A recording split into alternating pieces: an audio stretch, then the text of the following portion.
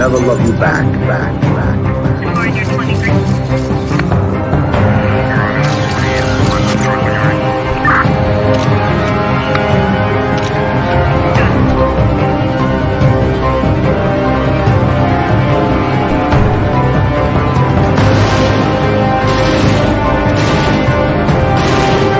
The streets will never love you back.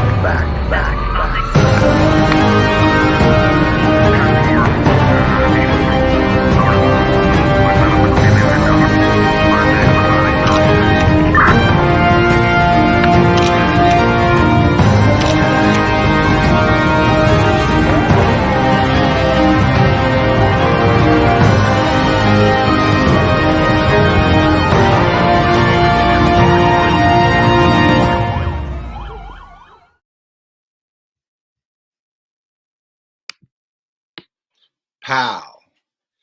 What's up, guys? Well, today I got another Beth Avenue story for you, okay? Now, it's been a while. I'm sorry I haven't been around, throughout the course of life. Listen, a lot of things happen. One day at a time, we go through these certain moments in our life that we have to adjust our lives, and make our lives better because certain things happen in our life. And we have to deal with these things, and you want to deal with them in the best way you can. So anyway, and I know all you people are dealing with things just like I have to deal with things in my life. Everyone's fighting some kind of battle. But today I got a nice Beth Avenue story. Now, the story I'm going to tell today is about growing up on Beth Avenue.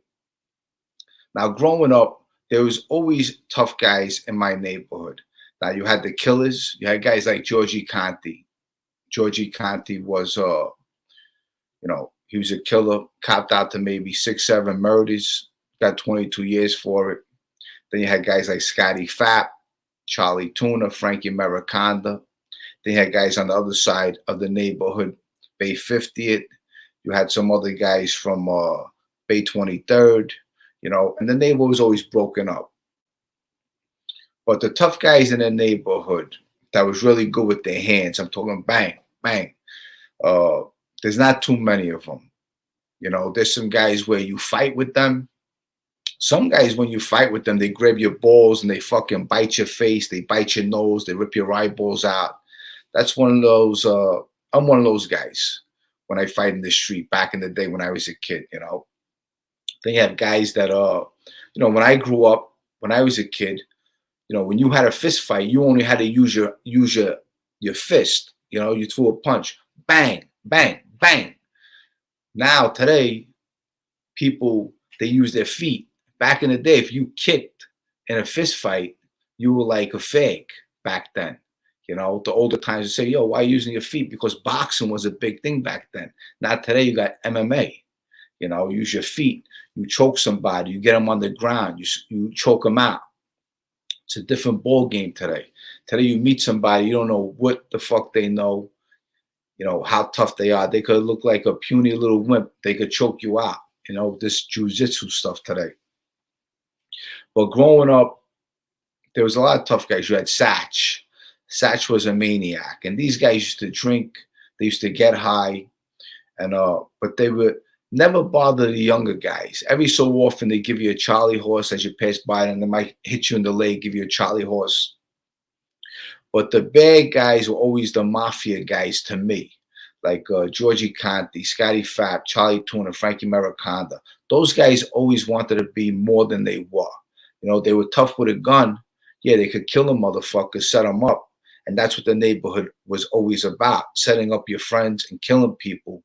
But getting somebody, going in a garage with somebody, just with your hands, there wasn't too many tough guys like that. But I'm going to go down the aisle over here. We had Frankie the Chico from my neighborhood. Frankie the Chico. Frankie the Chico definitely was a tough guy. I don't know how good he was with his hands, but he was definitely a tough guy. Anthony Sparrow. Anthony Sparrow was a tough guy for sure. I don't know how good with his hands, but these guys too grew up the same way as we grew up. Surrounded by wise guys. As you're a kid, you walk in and out of the social club. You befriend these people, and they know you as your name: Jimmy, Little Georgie, John, uh, Tommy, Joey, Paulie, and they befriend you. By the time you know it, you're doing errands for them, and you're committing crimes with them, and you're calling them wise guy uncles. And you're getting to know these guys. That's how it was in my era of growing up. you know. But the tough guys in the neighborhood, there wasn't too many. There was a lot of guys killing people, a lot of killers in my neighborhood for sure, 100%.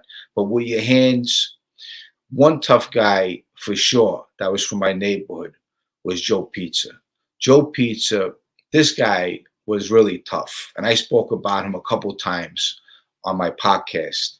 But Joe Pizza was a solid guy. He hit you, he'd break your fucking face open. That's how tough he was. But guys like that, those are scary guys. The guys that are going to kill you, these guys are going to lure you in, make believe they're your best friends. They're going to put a bullet in your head. The tough guys, they're going to put you in a room. They're going to go to work on you, give you a beating, and make you remember them forever. The tough guys, you're never going to know it's coming because they're going to kill you. But growing up in my neighborhood, I tell you, there was a lot of characters, a lot of tough guys. And you had the Amari brothers, Frank Amari, Minnie Amari, Mike Amari. Mike Amari was a strong motherfucker. He used to pick up the back of the cars, used to just pick them up. But a lot of wannabe gangsters in my neighborhood. You had the real gangsters, then you had the wannabe gangsters. I saw Joe Butch. Joe Butch's sister-in-law, Phyllis Varsalone, lived right next door from me and my mother growing up. She was on the third floor. Fabrizio was on the first floor. And her sister, Dee Dee, was Joe Butch's girlfriend. He had a kid with her. And we were real close with Phyllis Varsalone. But I saw Joe Butch one time in front of Anthony Spill's social club. His nephew, Vincent, came up to him. And he came up to him with a pair of sunglasses. And Joe Butch was talking to Frankie the Chico, I think Sparrow, and a couple other guys. And he walked up to Joe Butch. Joe Butch had his sunglasses on, his slacks. Joe Butch always looked fancy with his nice hair. And he walked up to his Uncle Joe like he was a wise guy. Joe Butch slapped him, gave him a fucking backhand slap. Bang! Right in his fucking face. The kid went flying on the floor. And he told him, "Now get the fuck out of here." And the kid just walked away, embarrassed him in front of other wise guys. But there's so many stories out of the neighborhood with all these guys, growing up with these guys who became wise guys. They were young kids at one time. They put us on the bad path. We followed their path. And in my neighborhood, you didn't want to be a good guy because the good guys don't get no recognition. You had to be a bad guy. You follow the other bad guys, and the bad guys are the guys who get respect. That's how the neighborhoods are. So as long as you're doing the bad thing, you're a good guy. If you're doing the good thing, you know what? Stay away from him. You know what? He's not one of us. That's how they actually tell you the way it is in the street. But I hope you enjoyed this short video. I'll be back later on today. I'm going to start pumping out some videos for you. But growing up in the neighborhood, there was a whole bunch of tough guys. And, but this was a tough guy too. You see this kid, Paulie G? Paulie G was a tough guy. With his hands, that's why they had to kill him. Okay? That was a real tough guy for sure. You had a lot of wise guys in the neighborhood, but tough guys, there ain't too many. But I know there's lots of stories about this guy right here that you guys always talk about. Let me see if I can find him, if he's still here. Might be him. Mikey Hamster. Mikey Hamster was a tough kid in the neighborhood. He was a tough kid with his hands. He was a boxer. You had a few of them. Paulie G was one of them too. They were good with their hands.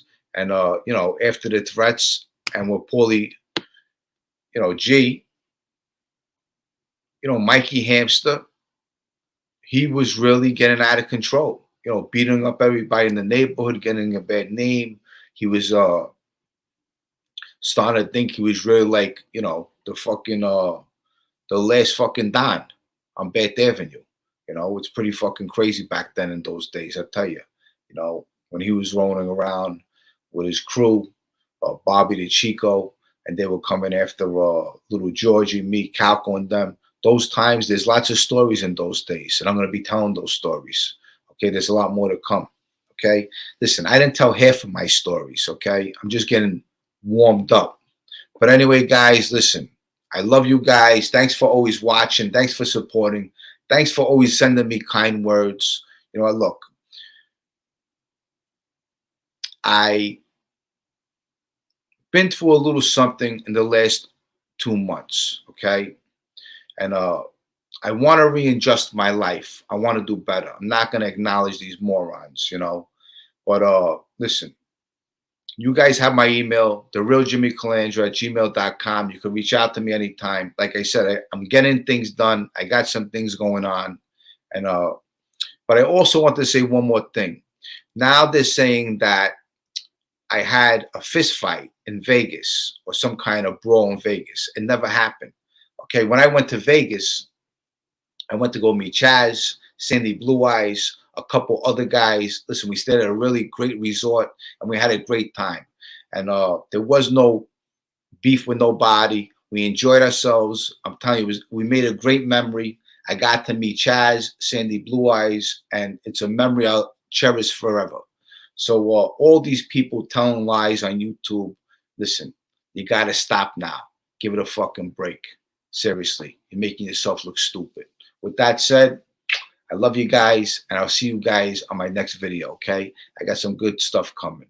I love you guys, okay? See you soon. Bye, guys. See you soon, guys.